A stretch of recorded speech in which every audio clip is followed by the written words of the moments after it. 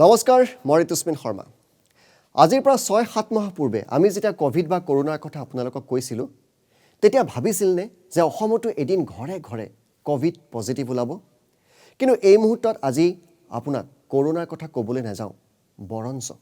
তাতকৈ মাৰাত্মক আন এক ৰোগৰ কথা ক'বলৈ ওলাইছো এই ৰোগ এতিয়া ভাৰত পাইছেহি আৰু সকলোকে ভয় লগা কথাটো হৈছে এই ৰোগে আক্ৰমণ লক্ষ্য কৰি লৈ কণ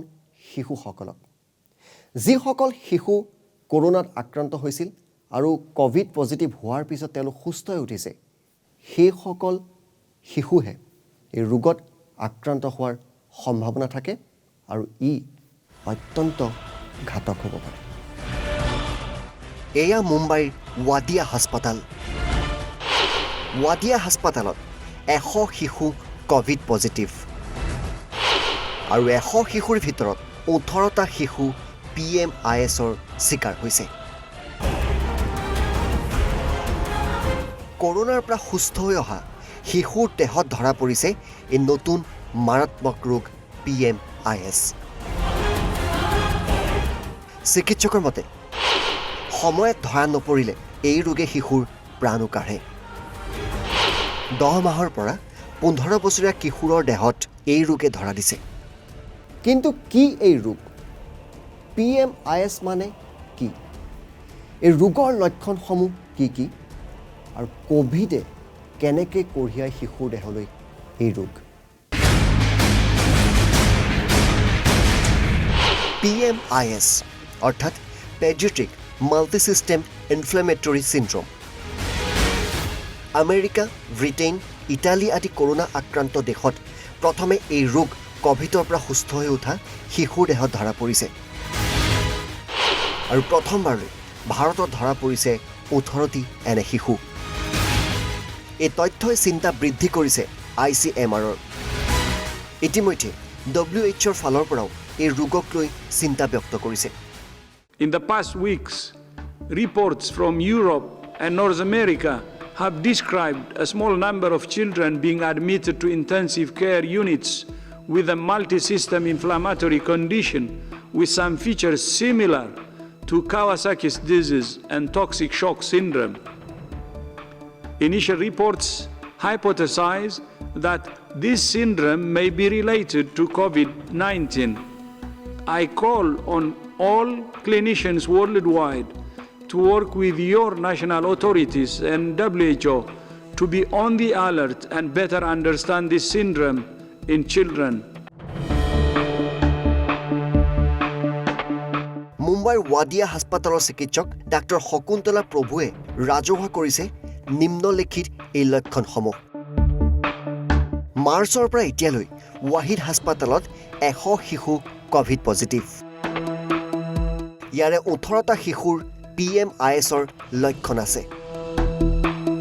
কোভিড পজিটিভ আৰু কোভিড এন্টিবডি পজিটিভ দুয়োবিধতে লক্ষণ দেখা গৈছে কোভিডৰ পৰা সুস্থ হৈ উঠাৰ পিছত পুনৰ জ্বৰ হয় শিশুৰ ছালত ৰঙা দাগ পৰে চকু ৰঙা হৈ পৰে কাৱাচাকিৰ সৈতে PMIS ৰোগৰ লক্ষণৰ সাদৃশ্য আছে সময়মতে ধৰা নপৰিলে শিশুৰ মৃত্যু ঘটে ৱাডিয়া হাস্পাতালত এই ৰোগত ইতিমধ্যেই শিশুৰ মৃত্যু হৈছে ৱাডিয়া হাস্পাতালৰ পৰা ইতিমধ্যে এই ৰোগ সম্পৰ্কে তথ্য সংগ্ৰহ কৰিছে ICMRে বিশ্বৰ কেইবাখনো দেশত কোভিডৰ পৰা সুস্থ হৈ উঠা শিশুৰ মৃত্যু ঘটিছে এই ৰোগত আক্ৰান্ত হৈ বিশ্বৰ চিকিৎসা বিজ্ঞানীসকল ইয়াক লৈ এতিয়া চিন্তিত হৈ পৰিছে Multisystem inflammatory syndrome in children is termed MISC for short. We're still learning about MISC from the cases that have been reported from New York and other states in the US, as well as from Europe, from the UK and Italy. We at Lucile Packard Children's Hospital are well prepared to take care of a child that might present with MISC. What we know about MISC is that it appears to be a delayed response to COVID-19 infection. Many of the children that have presented with MISC have either an infection with the novel coronavirus that causes COVID-19 or have had an exposure to somebody who has had a confirmed case of COVID-19. MIS-C causes inflammation in multiple organs of the body, such as the heart, lungs, gastrointestinal tract, skin, eyes.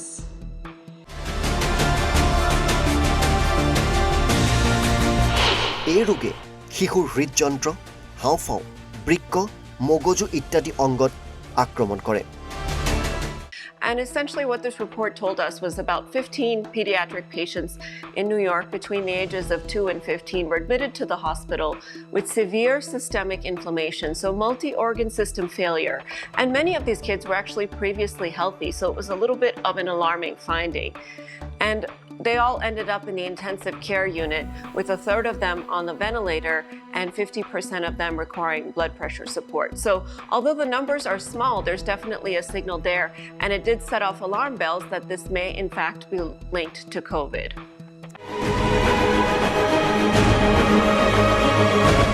গতিকে কৰোনাৰ পৰা সাৱধানে থাকক। সুস্থ হৈ উঠিলেও আপোনাৰ বুকুৰ আপোন কণমানিটোৰ প্ৰাণ কাঢ়িব পাৰে পোষ্ট কোভিড এই ৰোগে। ব্যুৰ' ৰিপৰ্ট, ঈশান নিউজ।